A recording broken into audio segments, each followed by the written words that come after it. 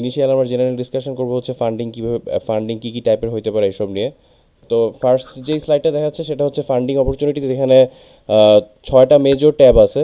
একটা হচ্ছে যে দেখা যাচ্ছে ফেলোশিপ, তারপরে রিসার্চ অ্যাসিস্ট্যান্টশিপ, তারপরে টিচিং অ্যাসিস্ট্যান্টশিপ, তারপরে টিউশন ওয়েভার, তারপরে স্কলারশিপ আর অন ক্যাম্পাস জব। তো এইগুলো হচ্ছে বিভিন্ন টাইপের ফান্ডিং, কী কী টাইপের ফান্ডিং পাওয়া যাইতে পারে ওই জিনিসগুলো নিয়ে মানে জেনারেল কিছু ওভারভিউ আর কি। তো এই ছয়টা ভাগের মানে বিভিন্ন ধরন এই এক একটা টাইপের ফান্ডিংয়ের পাওয়ার এক এক রকম। মানে হচ্ছে যে ফান্ডিং পাইলে আমরা ফান্ডিংয়ের টাকার অ্যামাউন্ট এক এক রকম হবে, এবং ওইটার জন্য আমাদের ওইটার অ্যাভেল করার জন্য আমাদের প্রোফাইল এক এক রকম হতে হবে। সো আমরা ইন্ডিভিজুয়ালি শুরু করি, এবং এই ফান্ডিংয়ের যে শুরুর পার্টটা আছে, শুরুর যেই সেকশন, শুরুর যেই সেক্টরটা আছে সেটার নাম হচ্ছে ফেলোশিপ। এটা হচ্ছে মানে ফেলোশিপ বা স্কলারশিপও বলা হয়। এটা হচ্ছে মোটামুটি যে কোনো ধরনের ইউনিভার্সিটিতেই মানে সবচেয়ে বেশি মানে টাফ, মানে পাওয়া টাফ এমন একটা ফান্ডিংয়ের অপশান আর কি, এবং সবচেয়ে বেশি রেসপেক্টেবল একটা অপশান। সো এই অপশানটার মধ্যে এই যে ফার্স্ট টাইম আমরা লিখছি যে এই জিনিসটা খুবই খুবই কম্পিটিটিভ, এবং অন্যান্য যেসব ফান্ডিংয়ের অপশানগুলো আছে এর পরের সেক্টরগুলোর মধ্যে এটা এই তুলনামূলকভাবে এটা সবচেয়ে বেশি হায়েস্ট পেইড। আর এটার জন্য ওভারঅল একাডেমিক্স মানে ভালো হইতে হয় আর কি। আমরা কীভাবে করে ফান্ডিংগুলো পাইতে হয় ইন্ডিভিজুয়ালি সেটা আমরা পরের স্লাইডে গিয়ে আলোচনা করব। তো ইনিশিয়ালি জাস্ট বলতেছি যে মানে এগুলোর জন্য ওভারঅল একাডেমিক্স ভালো থাকতে হয় আর কি। আর মানে ওভারঅল একাডেমিক্স বলতে সিজিপিএ, তারপরে পাবলিকেশন, তারপরে জিআরই সব কিছুই আমরা বলবো। আমি যেহেতু মেইনলি ইউএস আর কানাডা নিয়ে আলোচনা করবো, সো আমার আমার কথাবার্তাগুলো কিছুটা হয়তো ওই দিকে বায়াস থাকতে পারে, কিন্তু যেহেতু আমরা আস্তে আস্তে ইভেনচুয়ালি আরও অনেক অনেক দেশ নিয়ে কভার করবো, সো ওভারঅল একটা আইডিয়া পাওয়া যাবে। তো নেক্সট যেই ফান্ডিং সেটা হচ্ছে রিসার্চ অ্যাসিস্ট্যান্টশিপ। রিসার্চ অ্যাসিস্ট্যান্টশিপ হচ্ছে যে কোনো একটা প্রফেসরের আন্ডারে কাজ করা। আহ, আহ, মানে কোনো একটা প্রফেসরের আন্ডারে কাজ করে কোনো একটা প্রফেসর কোনো একটা রিসার্চের কাজের জন্য যে গ্র্যান্টটা পায় কোনো একটা ইনস্টিটিউশন থেকে, কীভাবে করে একটা ইনস্টিটিউশন থেকে প্রফেসর গ্র্যান্ট পায় এটা আমরা নেক্সট স্লাইডে আলোচনা করব। কিন্তু প্রফেসরের কোনো একটা স্পেসিফিক টপিকস নিয়ে যে রিসার্চ করে সেটার জন্য যে ফান্ড দেয় সেটাকে বলা হচ্ছে রিসার্চ ফান্ড বা রিসার্চ অ্যাসিস্ট্যান্টশিপ। সো সাধারণত দেখা যায় যে বেশি মানে রিসার্চ অ্যাসিস্ট্যান্টশিপগুলো কোথায় বেশি পাওয়া যায়, যেই যে ইউনিভার্সিটিগুলো তুলনামূলকভাবে বেশি হাই র্যাঙ্ক সেগুলোতে মানে সেগুলোতে রিসার্চ বেশি টপ নচ রিসার্চ হয়। সো সো সেখানে সেখানে রিসার্চ অ্যাসিস্ট্যান্টশিপ পাওয়ার চান্স বেশি। আবার যদি আমার প্রোফাইল যদি একটু কম হয়, একটু খারাপ হয়, তাহলে আমরা মানে অ্যাভারেজ র্যাঙ্কের মধ্যেও আমরা ট্রাই করলে দেখা যাবে যে ওইখানে আমরা রিসার্চ অ্যাসিস্ট্যান্টশিপ পাওয়ার চান্স পাওয়া যাবে, কারণ হচ্ছে যেগুলো বেশি হাই র্যাঙ্ক ওখানে আরও বেশি কম্পিটিশন বেশি। সো আর কিছু কিছু রিসার্চ ফিল্ডটা আসলে পুরোপুরি ইউনিভার্সিটির র্যাঙ্কিংয়ের সাথেও স্পেসিফিক না। কিছু কিছু ইউনিভার্সিটির র্যাঙ্ক একটু পরের দিকে থাকলেও দেখা যাবে যে কোনো একটা স্পেসিফিক ফিল্ডের মধ্যে সেই সেই জিনিসটার তাদের কোনো একটা স্পেসিফিক ফিল্ডে রিসার্চ খুব ভালো হইতে পারে। সো সেটার উপরেও রিসার্চ অ্যাসিস্ট্যান্টশিপের ব্যাপারটা ডিপেন্ড করে। তো রিসার্চ অ্যাসিস্ট্যান্টশিপের ফান্ড মোটামুটি বলা যায় ফেলোশিপের পরে এটাই এটাই মোটামুটি ওয়ান অফ দ্য হাইয়েস্ট। এটার ফান্ডটা আমি অ্যামাউন্ট স্পেসিফিক্যালি বলতেছি না, কারণ হচ্ছে এটা আসলে মানে শুধুমাত্র ইউএসেরই বিভিন্ন স্টেট ওয়াইজ অনেক বেশি ভ্যারি করে। মানে এবং স্টেট ওয়াইজ শুধুমাত্র যে ফান্ডিংয়ের অ্যামাউন্ট ভ্যারি করে এটা না, আহ, মানে ফান্ডিং অ্যামাউন্টের সাথে সাথে আসলে state wise living expense, tuition fee সব কিছুই ভ্যারি করে। সো সবগুলোই প্রপোর্শনেটলি বাড়ে কমে আর কি। আমি জাস্ট মানে রিসার্চ অ্যাসিস্ট্যান্টশিপের যেটা ফান্ডিংয়ের যেটা বৈশিষ্ট্য সেটা হচ্ছে মানে সাধারণত রিসার্চ অ্যাসিস্ট্যান্টশিপ পাইলে সেটা টিউশন মানে ইউনিভার্সিটি টিউশন ফি এবং লিভিং এক্সপেন্স পুরোপুরি কভার করে, এবং সাধারণত কিছু এক্সট্রা মানি বাঁচতেও পারে আর কি। আর হচ্ছে সেকেন্ড যে অপশানটা আছে, মানে থার্ড যে অপশানটা আছে সেক্টর, সেটার নাম হচ্ছে টিচিং অ্যাসিস্ট্যান্টশিপ। টিচিং অ্যাসিস্ট্যান্টশিপ হচ্ছে এমন একটা টাইপের ফান্ড যে প্রতিটা প্রফেসরই তো রিসার্চ করতেছে, আবার তারা আবার ক্লাসও নেয়। সো তাদের ক্লাস ক্লাস নেওয়ার মধ্যে তাদের এই যে নোট লেখার জন্য ক্লাসের, তারপরে গ্রেডিং করার জন্য এই যে ক্লাসের মধ্যে দেখা যাবে যে 50টা পোলাবান আছে। তো ওরা যে পরীক্ষা দিবে এই পরীক্ষাটা দেওয়ার পরে ওদের পরীক্ষার ইয়াটা গ্রেডিং করার জন্য কিছু টিচার্স অ্যাসিস্ট্যান্টশিপ টিচার্স অ্যাসিস্ট্যান্ট দরকার হয়। এই জিনিসটা বাংলাদেশেও আছে এখন, ভালোই ভালোই জিনিস কনসেপ্টটা আরও বেশি জেনারেলাইজড হচ্ছে বাংলাদেশে। সো এবং মাঝে মাঝে দেখা যাবে যে ক্লাসও নিতে হইতে পারে। সো টিচিং অ্যাসিস্ট্যান্টশিপ জিনিসটার মানে টিচার্স অ্যাসিস্ট্যান্টদের কাজগুলো এগুলা, এবং কোথায় কোন জায়গাগুলোতে টিচার্স অ্যাসিস্ট্যান্টশিপ বেশি পাওয়ার সম্ভাবনা আছে সেগুলো হচ্ছে যেই সব ইউনিভার্সিটিতে অনেক বেশি লার্জ ইনটেক হয়। মানে যেসব ইউনিভার্সিটিতে বেশি লার্জ ইনটেক হয় সেখানে প্রবাবিলিটি বেশি থাকবে যেখানে, কারণ ওখানে বড় বড় ক্লাস আছে, সো ওখানে আরও বেশি টিচার্স অ্যাসিস্ট্যান্টশিপ দরকার হবে আর কি। আর মানে সেই সব ফ্যাকাল্টি যারা যারা আমার মানে যেসব ফ্যাকাল্টি বা যেসব প্রফেসরের আন্ডারে আমরা কাজ করব, তারা অনেকেই দেখা যায় যে শুধু গ্র্যাজুয়েট ক্লাস নিচ্ছে, বা অনেকে দেখা যায় গ্র্যাজুয়েট আর আন্ডার গ্র্যাজ সব ধরনের ক্লাসই নেয়। তো যারা যারা দেখা যাবে যে বেশি আন্ডার গ্র্যাড ক্লাস নেয়, তাদেরও দেখা যাবে যে আন্ডার গ্র্যাড ক্লাসগুলোতে সাধারণত অনেক বেশি স্টুডেন্ট থাকে। সো ওই দিকে মানে ওই সব দিকেও মাঝে মাঝে ওদেরও দেখা যায় যে টিচিং অ্যাসিস্ট্যান্টশিপের অপশনটা বেশি থাকে। তো আমি জাস্ট জেনারেলাইজড ওভারভিউ দিয়ে নেই, তারপর এরপরে স্লাইডে গিয়ে আস্তে আস্তে মনে হচ্ছে সব ক্লিয়ার হবে। তো এরপরে যেই পার্টটা আছে সেটা হচ্ছে যে টিউশন ওয়েভার। টিউশন ওয়েভার হচ্ছে মানে এমন একটা মানে টিউশন ওয়েভার হচ্ছে মানে এমন একটা টাইপের ফান্ডিং যেখানে মানে লিভিং এক্সপেন্স বা অন্যান্য কিছু কভার হয় না, বাট শুধুমাত্র টিউশনটা ওয়েভ করে দেওয়া হয় আর কি। বলা হয় যে তুমি এরকম একটা ফান্ডিং পাইছো যে তোমার টিউশনটা ফ্রি করে দেওয়া হলো, কিন্তু তুমি লিভিং এক্সপেন্স তোমার নিজের পকেট থেকে দেওয়া এরকম।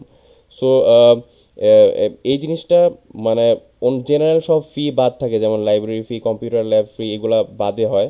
তো এই টিউশন ফির ওয়েভারটাও দেখা যাবে যে এখন এই বছর যারা আস্তে আস্তে অ্যাডমিশন পাচ্ছে তারা দেখবে যে মানে সেটা ফুল বা পার্শিয়াল টিউশন ওয়েভার হইতে পারে।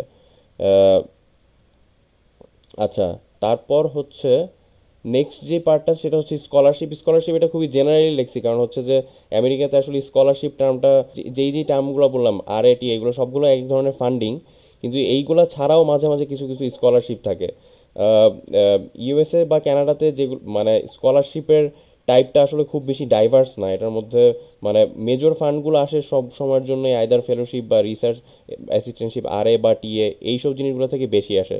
স্কলারশিপ থেকে কিছু কিছু আসে, দেখা যাবে যে 90 বা 95% স্কলারশিপই শুধুমাত্র মানে US সিটিজেনেরা ছাড়া অ্যাপ্লাই করতে পারবে না। তো বাকি কিছু কিছু অ্যাপ্লাই স্কলারশিপ আছে, সেগুলা মানে একাডেমিক এক্সিলেন্স, তারপরে আমাদের কি কি ধরনের মানে রিসার্চ করছে এই সব কিছু সব মিলাই আর কি দেওয়া হয় আর কি। এবং অনেক সময় কোন এথনিক ব্যাকগ্রাউন্ড থেকে আসছে মানে, তারপরে তাদের নিড আছে নাকি, ফাইন্যান্সিয়াল নিডের উপর বেস করে মাঝে মাঝে দেওয়া হইতে পারে।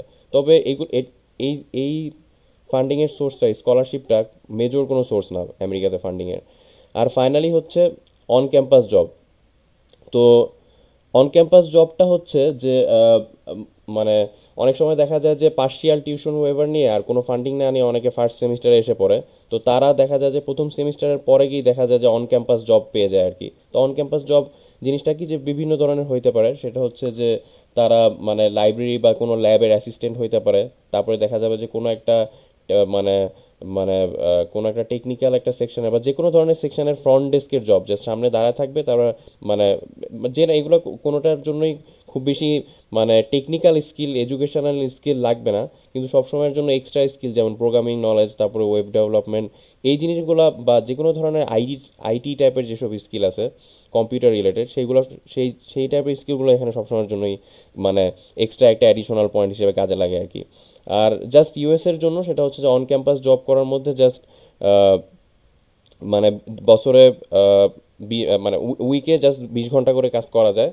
আর অন ক্যাম্পাস জবে সাধারণত টিউশন ফি ওয়েভার হয় না, এখন কিছু কিছু ক্ষেত্রে হয়ও আর কি। আর হচ্ছে লাস্টে একদম নিচে আমি এই যে একটা দেখতে পাচ্ছি সেটা হচ্ছে যে আদার্স লিখে রাখছি দুইটা অপশন, সেটা হচ্ছে অফ ক্যাম্পাস জবস, আর আরেকটা হচ্ছে স্টুডেন্ট লোন। মানে অফ ক্যাম্পাস জব হচ্ছে যে ইউএসএতে অফ ক্যাম্পাস জব করা ইলিগাল, তারপরেও কেউ কেউ হয়তো বা করে, কিন্তু নর্মালি অফ ক্যাম্পাস জব হচ্ছে অফ ক্যাম্পাস জব থেকে যতটুকু টাকা আসে সেটা দিয়ে আসলে খুব বেশি একটা সাস্টেন করা যায় না আর কি। লিভিং এক্সপেন্স হয়তো বা পার্শিয়ালি হয়, বা লিভিং এক্সপেন্স হইতে পারে, কিন্তু টিউশন ফি অনেক হাই। সো টিউশন ফিটা ওয়েভ করাটা হচ্ছে আমাদের মেজর টার্গেট। আর আরেকটা হচ্ছে স্টুডেন্ট লোন, কিন্তু এই জিনিসগুলো অনেক হাই, মানে স্টুডেন্ট লোন ব্যাংক ট্যাঙ্ক কিছু ক্ষেত্রে দেয়, কিন্তু ওইসব প্রসেসের দিকে আমরা যাবো না। আমরা চেষ্টা করবো যে প্রথম 6টার মধ্যে, উপরে যে 6টা বললাম ওই 6টার মধ্যেই মানে থাকতে আর কি। আর যা যা কোশ্চেন আছে তারা সবাই এই চ্যাট বক্সের মধ্যে দিতে থাকি। সো মানে পরে আমরা এই যে সাম্মি কালেক্ট করবে, সো আমরা ওই জিনিসটা পরে আর কি আবার কোশ্চেন এই প্রেজেন্টেশন শেষে গিয়ে আমরা কোশ্চেন অ্যান্সার সেশনে বলবো। তো আমার প্রথম স্লাইডে ডিসকাশন করা শেষ, সেকেন্ড স্লাইডে চলে যাই। সেকেন্ড স্লাইড হচ্ছে যে যে একটা হায়ারার্কির একটা মানে চার্টের মতো দেখা যাচ্ছে। এই যে উপরে একটা একটা ট্যাব আছে, তারপর নিচে দুইটা ভাগ হয়ে গেছে, তারপরে নিচে আরও 5-6টা ভাগ হয়ে গেছে। তো উপরে যে জিনিসটা দিছি সেটা হচ্ছে গভর্নমেন্ট বা প্রাইভেট অর্গানাইজেশন। সেটা হচ্ছে যে ফান্ডিংটা আসলে আসে কোত্থেকে, সেটা হচ্ছে যে ফান্ডিং দুইটা সোর্স থেকে আসে। একটা হচ্ছে আইদার গভর্নমেন্ট, সেটা হচ্ছে যে মানে সরকার কোনো একটা স্পেসিফিক রিসার্চের খাতে বা কোনো একটা মানে ভালো ছাত্রদের জন্য দেখা যাচ্ছে তারা ওই এডুকেশনটাকে ওরা আরও বেশি মানে মানে ইন্সপায়ার করতে চাচ্ছে, এই জন্য ওরা কোনো একটা সোর্সের মধ্যে ফান্ড দিচ্ছে। এটা হচ্ছে একটা একটা প্লেস, মানে সরকারি যেসব ফান্ডিংয়ের সোর্স আছে। আর মেজর একটা ফান্ডিংয়ের সোর্স হচ্ছে প্রাইভেট অর্গানাইজেশন, মানে কোম্পানিগুলো আর কি।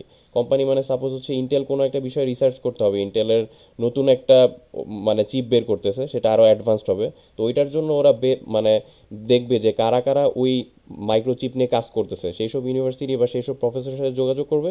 এবং মানে সেই সব ওই সব প্রফেসররা দেখা যাবে ওই প্রফেসরদের মধ্যে কেউ একজন ওই ইন্টেলের ওই প্রজেক্টটা হাতে নিচ্ছে, তো দেখা যাবে ওইটা একটা $160 মিলিয়ন একটা প্রজেক্ট। সো ওইখান থেকেই ফান্ডটা আসে, এবং ওইটার জন্য ওই প্রফেসরটা সেই $160 যে $1 মিলিয়ন যে একটা প্রজেক্ট পাইছে, সেই জিনিসটাকে সে মানে ওয়ার্ল্ড ওয়াইড সবাইকে খুঁজতে থাকবে স্টুডেন্ট, যে কারা কারা ওই বিষয়ে কাজ করছে আগে বা কারা কারা এলিজিবল আছে। তো এরকম দেখা যাবে যে অনেক প্রফেসরের আন্ডারে দেখা যাবে ভালো ইউনিভার্সিটিতে 100 জনের মতনও মানে তা একজন প্রফেসরের আন্ডারে 100 জনের মতো কাজ করতেছে ওই ওই এক প্রজেক্টের আন্ডারে এরকম। তো আমি যে জিনিসটা বললাম মানে দুই ভাগ হয়ে গেছে ফান্ডিংয়ের। একটা হচ্ছে যে ফান্ডিংয়ের গ্র্যান্টটা একটা যায় হচ্ছে ইউনিভার্সিটিতে, আরেকটা হচ্ছে প্রফেসরদের কাছে। তো ইউনিভার্সিটির আবার দেখা যাচ্ছে যে ইউনিভার্সিটির ফান্ডিংটা কী কী টাইপে ভাগ হয়, একটা হচ্ছে fellowship, scholarship, tuition waiver, on campus job, teaching assistantship. এই জিনিসগুলো আমরা আগেই ডিসকাশন করছি, আমরা জাস্ট বলতেছি যে কোত্থেকে ফান্ডগুলো আসে। আর প্রফেসরের কন্ট্রোলে থাকে হচ্ছে রিসার্চ অ্যাসিস্ট্যান্টশিপ, মানে কোনো একটা রিসার্চ অ্যাসিস্ট্যান্টশিপ যদি পাইতে হয় তাহলে সবচেয়ে বেশি যাকে নক করা দরকার সে হচ্ছে প্রফেসর। সো কিন্তু প্রফেসর লোকটা এত বেশি পাওয়ারফুল, মানে ক্যানাডাতে অনেক বেশি পাওয়ারফুল। ক্যানাডাতে অ্যাডমিশন হওয়া থেকে শুরু করে ফান্ডিং সব কিছুই প্রফেসরের উপর ডিপেন্ড করে, মানে 90% ক্ষেত্রেই। ইউএসের ক্ষেত্রেও এই জিনিসটা খুব বেশি প্র্যাকটিস না, কিন্তু তারপরে ইউএসের ক্ষেত্রেও এটা অনেক বেশি মানে এই জিনিসটার একটা পজিটিভ ফিডব্যাক আছে আর কি। সো কোনো একটা প্রফেসরকে যদি কনভিন্স করা যায় যে আমার কাজ মানে ভালো বা তুমি আমাকে নিলে তোমার লাভ হবে, তাহলে আসলে বেসিক্যালি প্রফেসরের ইনফ্লুয়েন্সটা অন্যান্য ফান্ডিংয়ের ক্ষেত্রেও, স্কলারশিপ, ফেলোশিপ এইসব পাওয়ার ক্ষেত্রেও প্রফেসর হেল্প করতে পারে। তো আমি আমার নেক্সট স্লাইডে চলে যাই, সেটা হচ্ছে গেম প্ল্যান। মানে কি গেম প্ল্যান মানে হচ্ছে আমরা কীভাবে করে মানে স্টেপগুলো বলে দিচ্ছি। সেটা হচ্ছে যে মানে এই পুরা গেম প্ল্যানের মধ্যে আমি ফার্স্টে যেটা বলবো সেটা হচ্ছে যে আমাদের সবচেয়ে বেশি ইম্পর্টেন্ট হচ্ছে যে do the right thing at the right time আর কি। মানে এটা যে কোনো মোমেন্টের মধ্যেই, যারা মানে এখনও আন্ডারগ্র্যাডের মধ্যে লেখাপড়া করতেছে তাদের ওই সময় যে জিনিসটা এক্স্যাক্টলি চিন্তা করা উচিত ওইটা নিয়ে চিন্তা করতে হবে। একদম 3-4 বছর পরে গিয়ে কী করবো ওই জিনিসটা নিয়ে বেশি মানে চিন্তাভাবনা না করে, মানে সাপোজ একজন ফার্স্ট ইয়ার আছে ইউনিভার্সিটির, তার জিআরই নিয়ে চিন্তা না করে তার সিজিপি ইনক্রিজ করা, তার রিসার্চ অ্যাক্টিভিটি বাড়ানো, এগুলো নিয়ে বেশি চিন্তা করা উচিত। সো সাবস্ট্যান্সিয়েট মানে আমাদের প্রথম পয়েন্টটা হচ্ছে সাবস্ট্যান্সিয়েট ইউর প্রোফাইল। মানে আমরা মানে জিআরই দিয়ে স্কোর ভালো করে আমাদের সিজিপিএটাকে ঠিক করবো, এইসব অপশানগুলো পরে আসতেছে। আমাদের ইনিশিয়াল যেটা টার্গেট থাকবে শুরুতে সেটা হচ্ছে যে আমাদের অ্যাকাডেমিক্স ভালো রাখতে হবে, কারণ হচ্ছে যে আমরা যেহেতু মাস্টার্স পিএইচডি করতে আসতে চাচ্ছি বাইরে। সো আসলে শুরু থেকে আমাদের চেষ্টা করতে হবে যে আমাদের সিজিপিএ ভালো রাখা, মানে এই যে অ্যাকাডেমিক্সগুলো হাই রাখা আর কি। তারপরে হচ্ছে আমাদের বিভিন্ন ধরনের প্রজেক্ট করা, মানে হচ্ছে যে মানে এই যে মানে ক্লাসে দেখা যাবে ছোট ছোট বিভিন্ন ধরনের প্রজেক্ট আছে, এই প্রজেক্টগুলো আসলে আমাদের মানে সিভি বা রেজিউমিটাকে ভারী করবে আর কি। এই প্রজেক্টগুলোর জন্য আমরা দেখা যাবে যে বিভিন্ন ধরনের স্কিল অ্যাড করতে পারবো, যে আমি একটা ম্যাথ ল্যাব দিয়ে আমি একটা মানে কোনো একটা মানে ইমেজ কম্প্রেশনের কোনো একটা অ্যানালাইসিস করলাম। সো এই জিনিসটা হলো যে আমরা ওই প্রজেক্টটা করে লিখতে পারবো যে আমি এই জিনিসটা করে এই জিনিসটা শিখছি সেরকম। তারপরে আমি একটা ব্যাংকিং একটা সফটওয়্যার ডেভেলপ করলাম, এটা C++ দিয়ে করলাম। সো এই ধরনের এই অ্যাডিশনাল কম্পিউটার স্কিলগুলা মানে যেই মেজর থেকে আসুক, অ্যাডিশনাল কম্পিউটার স্কিলগুলো সবসময়ের জন্যই হেল্পফুল হয় দেখা যাবে অন ক্যাম্পাস জব পাইতে বা প্রফেসরের কোনো না কোনো কাজে আর কি। সো আমাদের যে কোনো ডাইভার্স লেভেলে স্কিল বাড়াইতে হবে আর কি। এই জন্য এক্সট্রা কারিকুলার অ্যাক্টিভিটিও লিখছি, যে মানে কেউ যদি এই যে বিভিন্ন ধরনের চ্যারিটি অর্গানাইজেশন বা যে কোনো ধরনের সোশ্যাল ক্লাবের সাথে যুক্ত থাকে, তার মানে তার অর্গানাইজেশনাল স্কিল বা বিভিন্ন ধরনের স্কিল বাড়তেছে। আর সবচেয়ে বেশি ইম্পর্টেন্ট হচ্ছে যে সিজিপিএ মেনটেন করার সাথে সাথে আমাদের সবসময় মাথায় রাখতে হবে যে আমাদের মানে যেহেতু আমরা ফান্ডিংটা সবচেয়ে বেশি আসে হচ্ছে রিসার্চ থেকে, সো আমাদের মাথায় রাখতে হবে যে আসলে রিসার্চটার মধ্যেই যাতে আমরা সবচেয়ে বেশি জোর দিই আর কি। যেই জিনিসটা আমাদের পছন্দ সেই জিনিসটা নিয়ে আমরা চেষ্টা করতে হবে যে কোনো একটা মানে রেকর্ডেড কোনো কিছু আনতে পারি নাকি, কোনো একটা পাবলিকেশন করতে পারি নাকি, সেটা বাংলাদেশে হোক বা কোনো একটা কনফারেন্সে আমরা যদি একটা পেপার প্রেজেন্ট করি, যেরকমই হোক, খারাপ ভালো যাই হোক, আমরা যদি কোনো একটা কিছু পাবলিকেশন বের করতে পারি, জার্নাল বা কনফারেন্স যেটাই হোক, তাহলে মানে প্রফেসরদেরকে এটা কনভিন্স করা যাবে যে নেক্সট যেটা স্টেপ সেটা হচ্ছে যে এই যে সিলেক্ট ইউনিভার্সিটি, তো এই ইউনিভার্সিটি সিলেকশনটা ওই জিনিসটাও মানে মানে স্মার্টলি করতে হবে। সেটা হচ্ছে এক নাম্বার হচ্ছে যে কোনো একটা আমরা ফার্স্ট স্টেপ হচ্ছে এরিয়া স্পেসিফিক, ফিল্ড স্পেসিফিক, মানে হচ্ছে যে আমরা যে বিষয়ে রিসার্চ করতে যাচ্ছি স্পেসিফিক একটা ফিল্ড নিয়ে, ঠিক ঠিক ওই ফিল্ডটার মধ্যেই আমাদের মানে ওই ফিল্ডে ফার্স্টে আমাদের খুঁজতে হবে হচ্ছে কোন সিটিটাতে আমরা সাপোজ যদি সাপোজ পেট্রোলিয়াম নিয়ে কোনো একটা রিসার্চ করতে যাচ্ছি, তাহলে আমাদেরকে খুঁজতে হবে যে সাপোজ যদি আমেরিকাতে অ্যাপ্লাই করি তাহলে দেখতে হবে যে আমেরিকার কোন কোন সিটির মধ্যে মানে পেট্রোলিয়াম নিয়ে বেশি কাজ হচ্ছে, বা কোন কোন সিটির মধ্যে পেট্রোলিয়াম রিলেটেড বেশি মানে ইন্ডাস্ট্রি আছে। সাপোজ আমরা দেখতেছি যে খুঁজে দেখলাম যে আচ্ছা আমেরিকার মধ্যে হিউস্টনের মধ্যে অনেক অনেক অয়েল অ্যান্ড গ্যাস ইন্ডাস্ট্রি আছে, সো এখানে দেখা যায় অয়েল অ্যান্ড গ্যাসের চাকরি অনেক বেশি থাকবে। তারপরে আমরা যদি ক্যানাডাতে খুঁজি, ক্যানাডাতে আমরা খুঁজে দেখবো যে অ্যালবার্টার মধ্যে অনেক বেশি অয়েল অ্যান্ড গ্যাসের চাকরি আছে। সো অয়েল অ্যান্ড গ্যাসের চাকরি থাকা মানে ওখানে দেখা যাবে মেকানিক্যাল ইঞ্জিনিয়ারিং চাকরি আছে, এরকম এরকম। সো আমরা যেটা ফার্স্ট করতে হবে সেটা হচ্ছে যে আমাদের মানে আমাদের যেই ফিল্ড, যেই রিসার্চ ফিল্ড, সেটা দেখতে হবে যে কোন কোন সিটির মধ্যে, আমরা জাস্ট উইকিপিডিয়াতে সার্চ দিলে হবে যে কোন সিটির বৈশিষ্ট্য কী। ওই সিটির মধ্যে দেখতে হবে যে সিটির মধ্যে কোন কোন সব ইন্ডাস্ট্রি বুমিং আছে। সো ওই ওই জিনিসটা দেখলে আমরা বুঝতে পারবো যে এইসব ইন্ডাস্ট্রি বুমিং আছে, সো ফান্ডিংগুলো এখানে বেশি থাকবে। সো এটা হচ্ছে নাম্বার ওয়ান, যে আমাদের লোকেশন সিলেকশন করাটা, মানে সিটি সিলেক্ট করা বা যে ইউনিভার্সিটিতে অ্যাপ্লাই করছে সেটা সিটি বা সেটার কান্ট্রি সিলেক্ট করাটা মানে ফিল্ড স্পেসিফিক হইতে হবে। এটা হচ্ছে নাম্বার ওয়ান।